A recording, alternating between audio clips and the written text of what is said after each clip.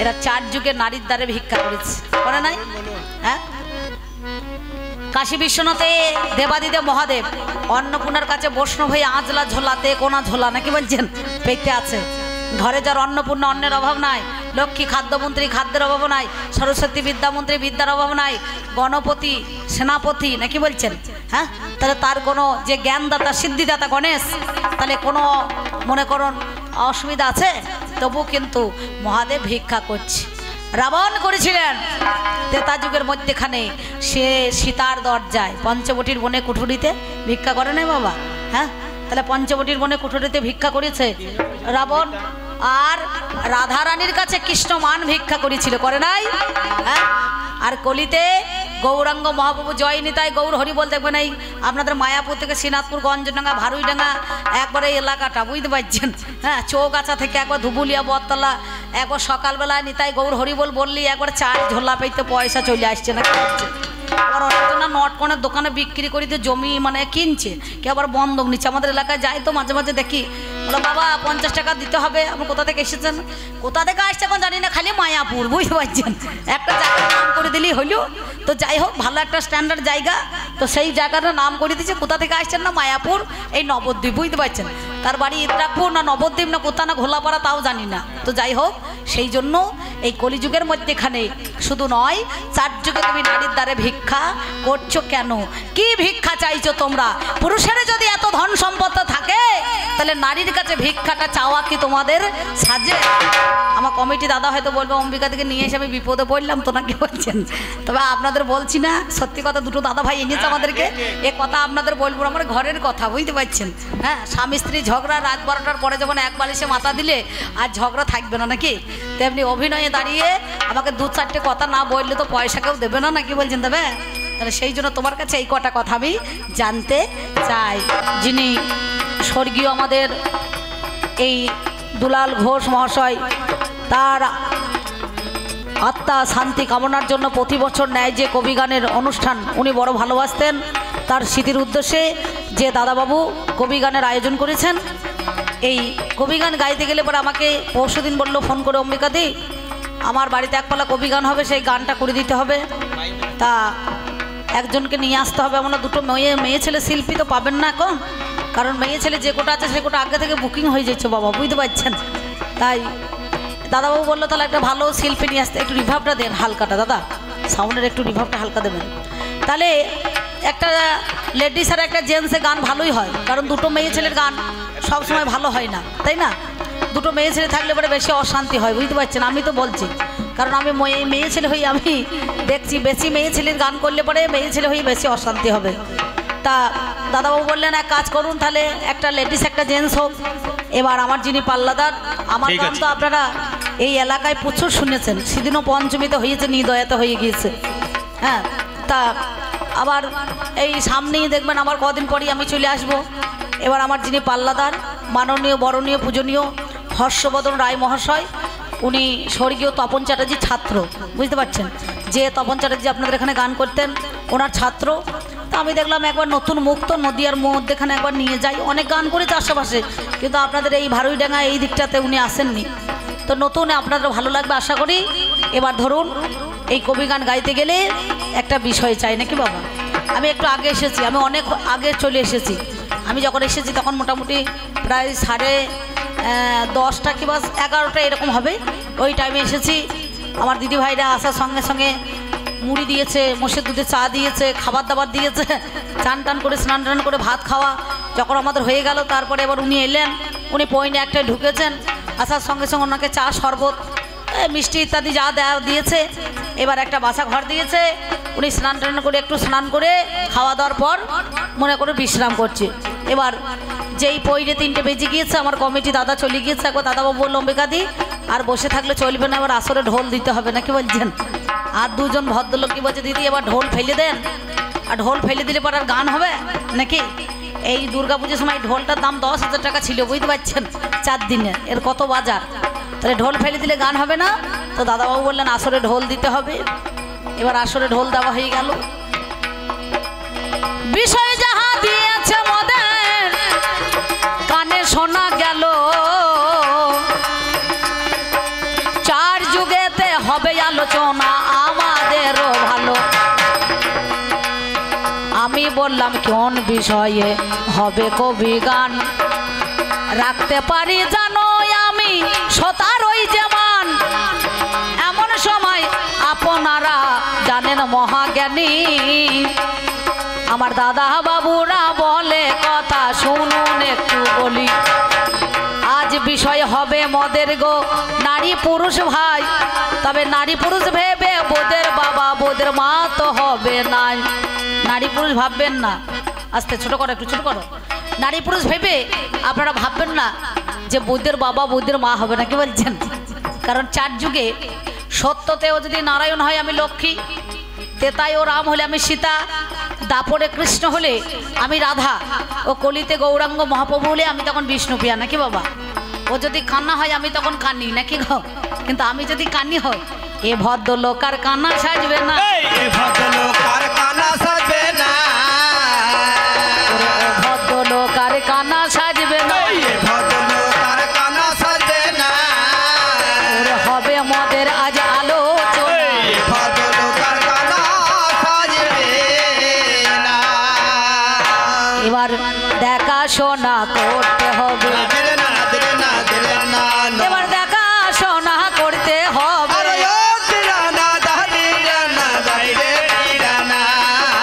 আপনাদের জানা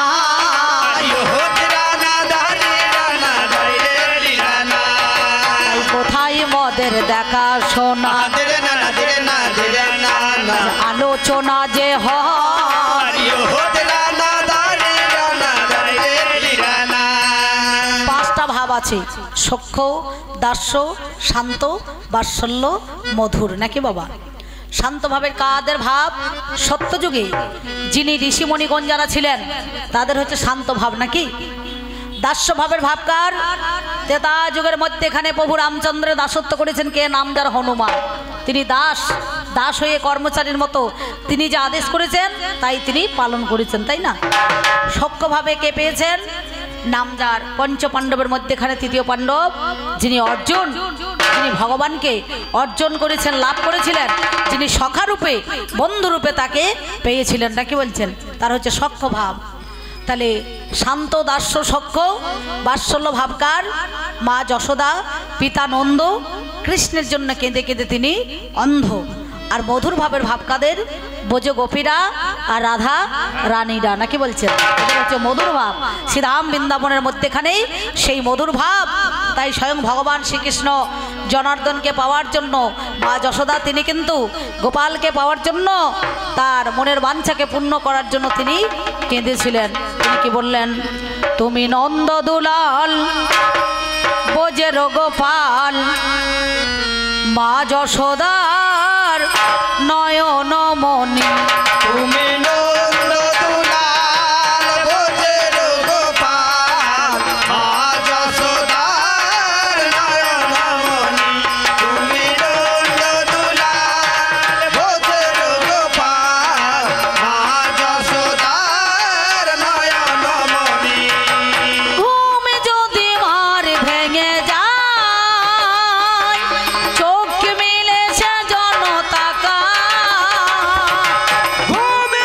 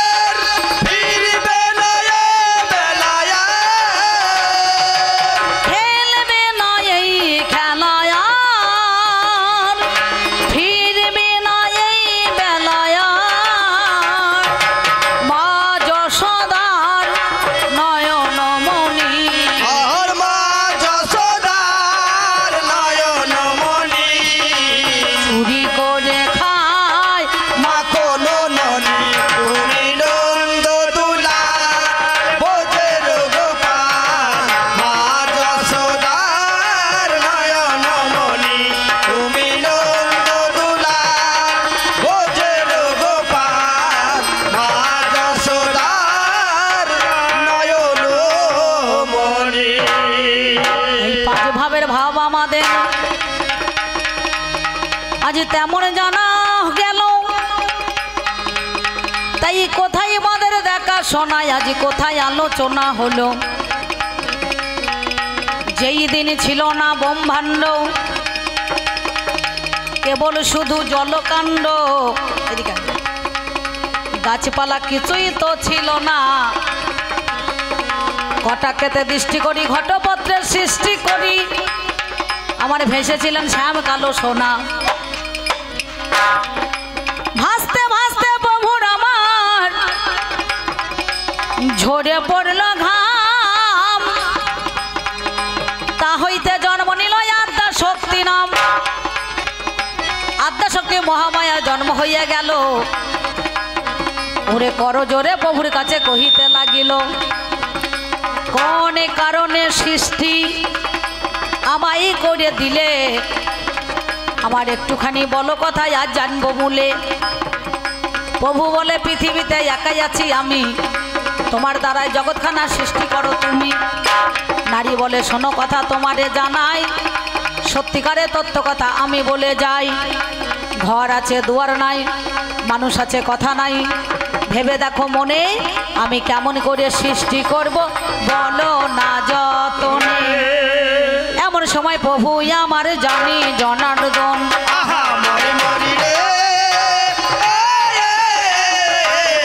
এমন সময় প্রভু আমার জানি জনার্দন। ওই ইষ্ট আঙুলের দ্বারাই তিনি করিল সৃজন,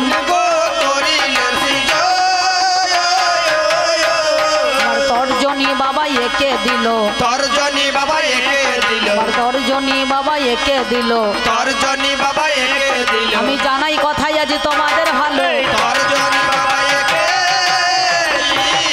দিল। ইষ্ট আঙুলের দ্বারাই আমার তর্জনী আঁকিল, যারে ভগ চিহ্ন বটে বাবা জানেন সুধী দল। সাধুগুরু বৈষ্ণব যারা আছেন মহাশয়, ওই মালা ঝোলা তিলক দেখো সবাই কিন্তু নেয়, সব আঙুল কোটা কিন্তু ঝোলার মধ্যে যায়, এই ইষ্ট আঙুলটা বাইরে থাকে আপনাদের জানা। এ সবার আগে কিন্তু অপরাধীকে দেখিয়ে দেয়, নাকি বলছেন? এই ইষ্ট আঙুলের দ্বারাই সেদিন তর্জনী এঁকে দিল, আর সঙ্গে সঙ্গে 3 ফোঁটা রক্ত ঝরে গেল। শত রজ তম অর্থাৎ ব্রহ্মা বিষ্ণু মহেশ্বর এই 3টে পুরুষের সৃষ্টি হলো, এই 3টে পুরুষের সৃষ্টি হলো। তর্জনী দেখো একে দিল,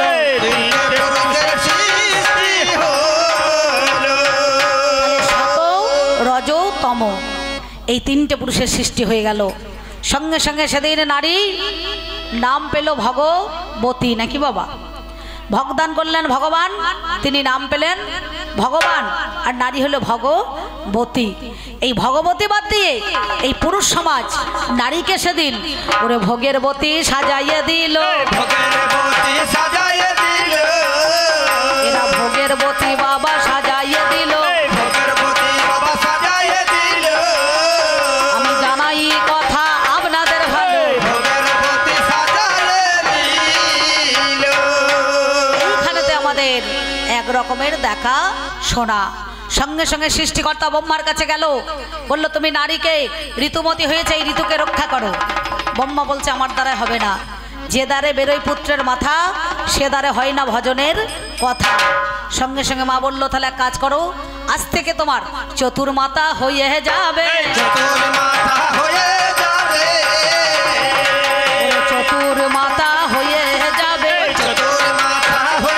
যাবে। আমি জানাই কথা আপনাদের মাঝে, সেই দিন এই ব্রহ্মার চতুর্মাতা হয়ে গেল। বললো বিষ্ণুর কাছে যাও, বিষ্ণুর কাছে গিয়ে দাঁড়ালো। বিষ্ণুকে বললো তুমি আমাকে গ্রহণ করো। বিষ্ণু বলছে হবে না, হবে না, হবে না, হবে না। ওগো তুমি আমার মা জননী, হবে না, হবে না, তুমি আমার মা জননী, হবে না, হবে না। এমন সময় নারী বলছে যদি না হয় জানি, পুরুষ হয়ে ঋতুকে রক্ষা করতে পারলেন না তুমি, আজ থেকে ধ্যানে মগ্ন হয়ে থাকবে। হয় তোমার কাছে বলি কথা মিথ্যা বলি নাই। সেদিন আমার বিষ্ণু দেখো কি কর্ম করিল, আমার ধ্যানে সদাই মগ্ন বাবা অমনি থেকে গেল। এইবারে সংহারে কর্তা যেজন হয় আমার দেবাদিদেব মহাদেব আপনাদের জান। মহাদেবের কাছে তখন গুটি গুটি পায়ে আহা মরি মরি রে মহাদেবের কাছে যাবো গুটি গুটি পায়ে। আমার মা জননী চলে গেল বলতে তারে ধেয়ে, ও বলতে পারে ধে তুমি আমায় করো না যে গ্রহণ, আমায় করো না যে গ্রহণ, আমায় করো না যে গ্রহণ। ওই আমায় করো না যে গ্রহণ, ওরে সংহারে কর্তা বলে সেজন, আমায় করো না যে গ্রহণ।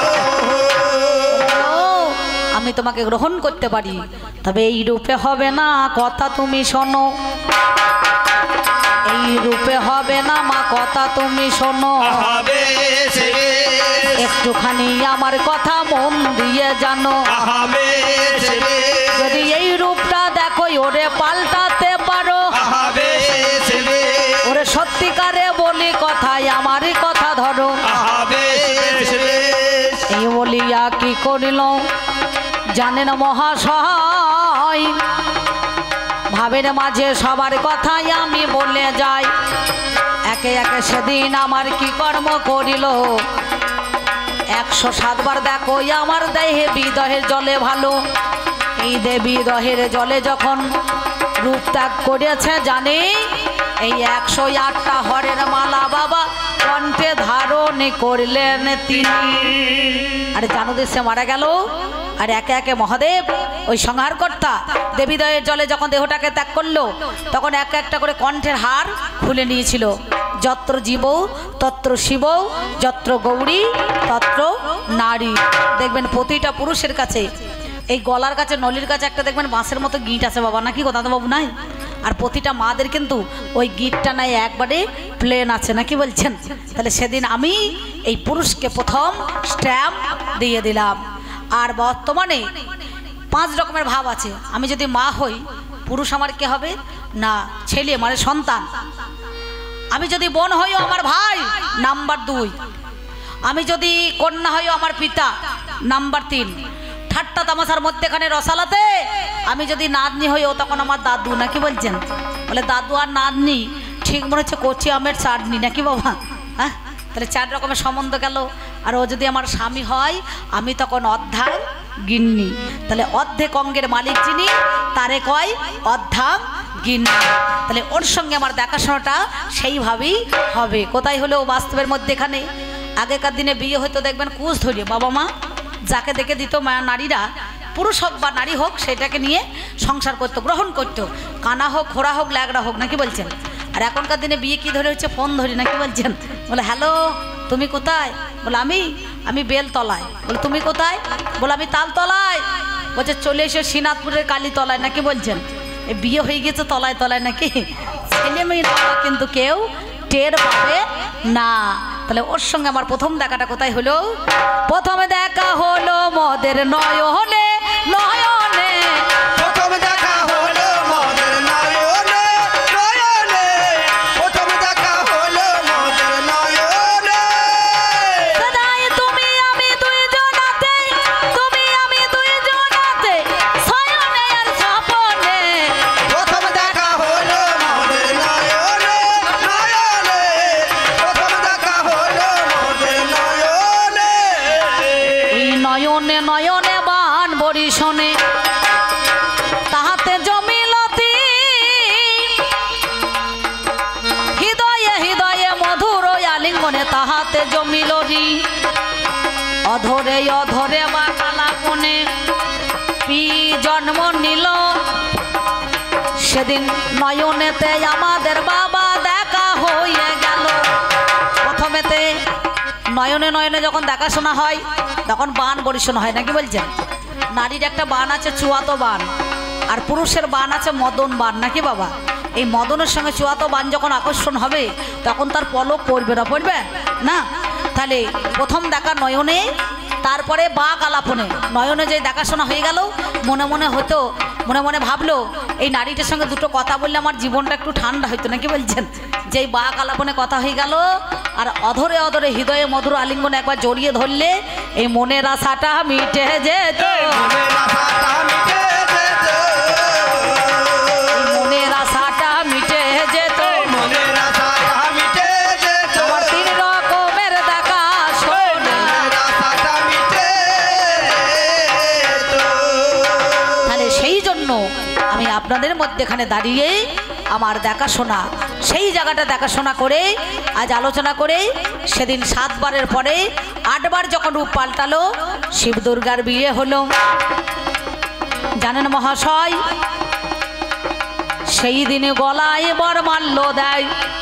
তখন কিন্তু রজনীগন্ধা ছিল না, গোলাপ জুঁই এসব ছিল না। কি ছিল? যে ড্রেনের নর্দমার যে ফুলগুলো ফোটে, সেই ফুল দেখবেন এখনো দেয়। যারা বিধি মতে বিয়ে, মানে আচার মেনে, বিধি মেনে যারা বিবাহ দেয় ছেলে মেয়ের, দেখবেন এখনো আকন্দা ফুলের মালাটা দিতে হয়, দেয় না? আকন্দা ফুলের মালা দেয়। কিন্তু আকন্দা ফুল কোথায় ফোটে? যেখানে আবর্জনা নর্দমা ড্রেন, সেইখানে দেখবেন, না কি বলছেন? ধুদ্র, কলকে, তারপরে আপনার ওই আকন্দা ফুল। যদিদং হৃদয়ং তব যদিদং হৃদয়ং মম তব হৃদয়ং মম হৃদয়ং, তোমার হৃদয় আমার হৃদয় একাকৃত হইল, না কি বলছেন? তাই না? তোমার কাছে বলি কথা, শোনোই আমার ঠাই। তাহলে এইখানেতেই আমাদেরও দেখাশোনা হয়। 5 রকমের সম্বন্ধই আমাদেরই আছে, বলে জানাই কথা বাবা, নয় তো বলো মিছে। তাই কোথায় মদের দেখাশোনা, কোথায় আলোচনা, আজ কোনখানেতে হবে মদের আজকে জানা শোনা। এবার দেখাশোনাই আমাদের হলো,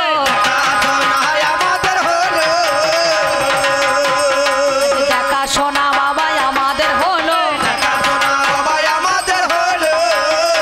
এবার কিছু কথাই আজ জানবো ভালো।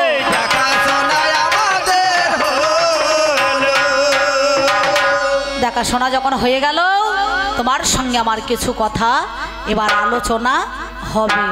আচ্ছা বলো, জমি শুদ্ধ চাষে, নারী শুদ্ধ মাসে মাসে, আর পুরুষ শুদ্ধ হয় কোন দিবসে, নাকি বলছেন?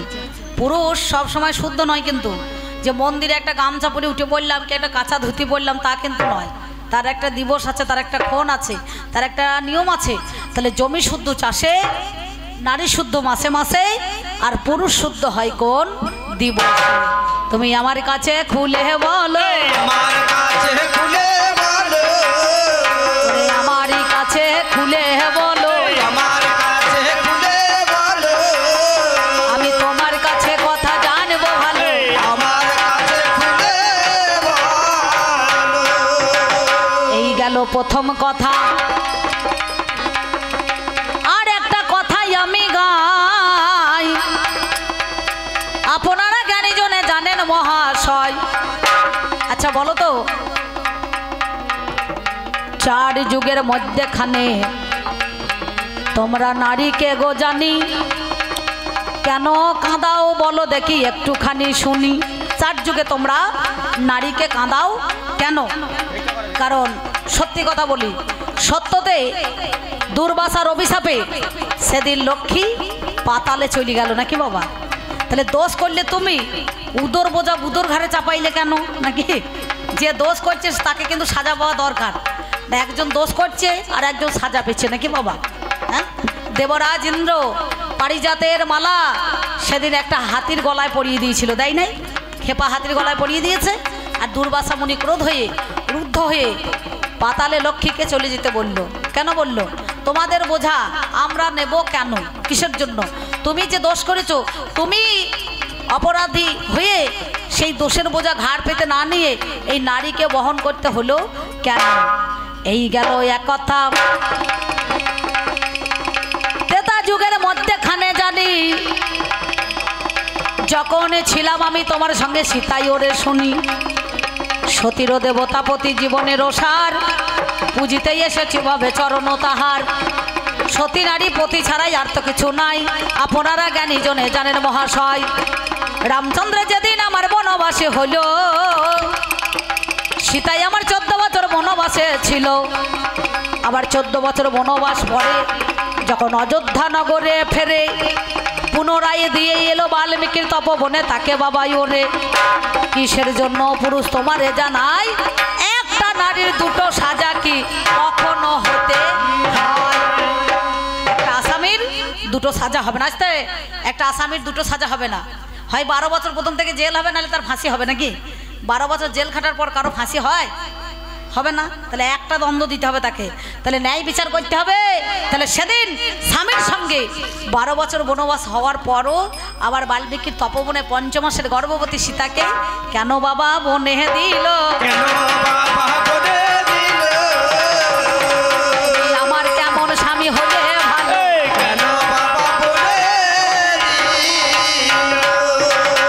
এবার আর এক কথা তোমার কাছে,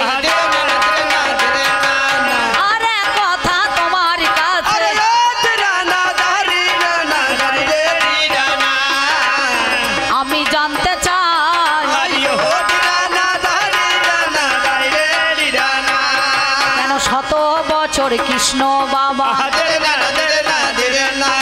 রাধারে ছেড়ে যা,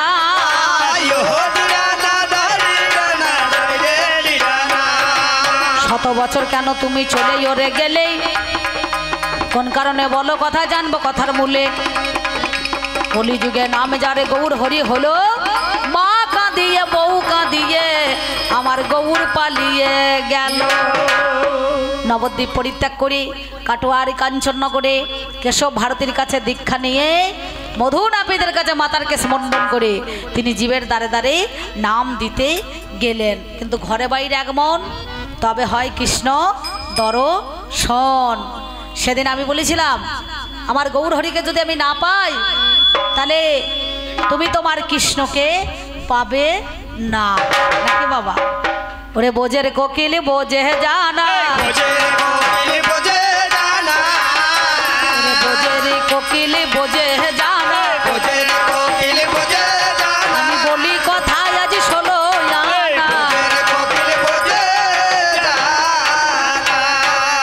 চার যুগে পুরুষ হয়ে নারীকে কাঁদাও কেন? এই কথাটা হচ্ছে মানে তাই তোমার কাছে দিলাম পরিচয়। এই দুটো কথা, 3টে কথা আমাকে শোনাবে নিশ্চয়। আর একটা কথাই আমি তোমার কাছে গাই, 4 বেদ 14 17 18টা পুরাণে যদি হয়, ও গো আমার পুরুষ তুমি বিচার করো কেন? কাকে ভালোবাসতে হয়? স্বয়ং কৃষ্ণকে। যেমন প্রেম করতে হয় একটা কোণে, মনে আর বনে, মানে গোপনে। আর এখনকার দিনে ছেলে পুলেদের প্রেম ভালোবাসা হয়েছে, দিনের মাথায় 4টে পছন্দ হয়েছে আর 6টাকে ডিভোর্স দিচ্ছে না, কি বলছেন? এ ভালোবাসা সে ভালোবাসা নয়। এর যা ভালোবাসা মোল্লা চাচার মুরগি পোষা আর এই হিন্দুদের খাসি পোষা দুটোই সমান, বুঝতে পারছেন? এ ভালোবাসার কোনো দাম নাই। সেই জন্য বলছি, কি করে বোঝাই তোমাকে ওগো আমার মনের বেদনা, কত ভালো বাসি গো তোমায়, সে কথা তুমি তো বুঝলে না। আমি কত ভালো বাসি গো তোমায়, সে কথা তুমি তো বুঝলে না। তুমি শুধু চিরদিন, ঠকটা করো না, তুমি শুধু চিরদিন ভুল বুঝে গেলে গো, আমি মরি আখি জল ফেলিয়া। তুমি শুধু চিরদিন ভুল বুঝে গেলে গো, আমি মরি আখি জল ফেলিয়া। আমার হাই হুতাশে কাটে মোর দিন, রজনী তয়া কাটে না। কত ভালো বাসি গো তোমায়, সে কথা তুমি তো বুঝলে না। আমি কত ভালো বাসি গো তোমায়, সে কথা তুমি তো বুঝলে না। আমার এই গানের কথা বলি কানে কানে গো, চাঁদেরও কলঙ্ক আছে জানো কি তা মনে গো। আমার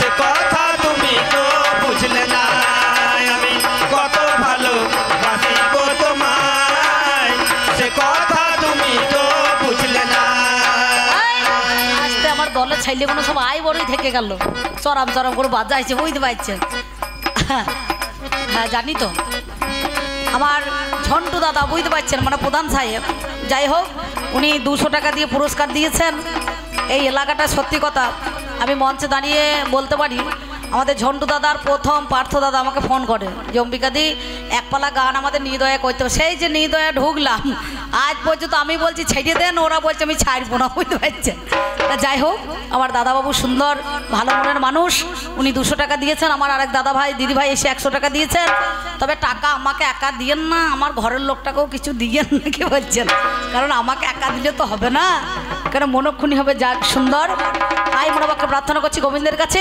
উনি সুস্থ থাকুন সুরক্ষিত থাকুন যে পথে অবলম্বন করেছেন সেই পথটা যেন সুন্দর পরিষ্কার পরিচ্ছন্ন ঝরঝরে তা থাকে নাকি বলছেন বজায় থাকে এই বলে আরে কত কাল বলো এ বিরহ রইব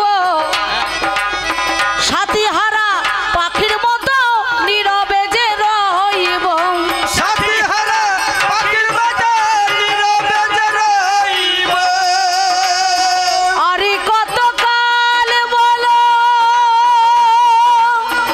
এ বেদনা সইব সাথী হারা পাখির মতো নীরবে যে রইব কাল গুনে আঁখি জল ফেলিয়া কত ভালোবাসি গো তোমায় সে কথা তুমি তো বুঝলে না আমি কত ভালোবাসি গো তোমায় সে কথা তুমি তো বুঝলে না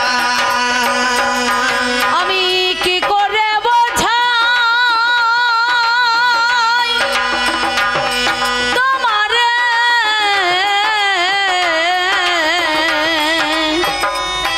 ওগো আমার মনের বেদনা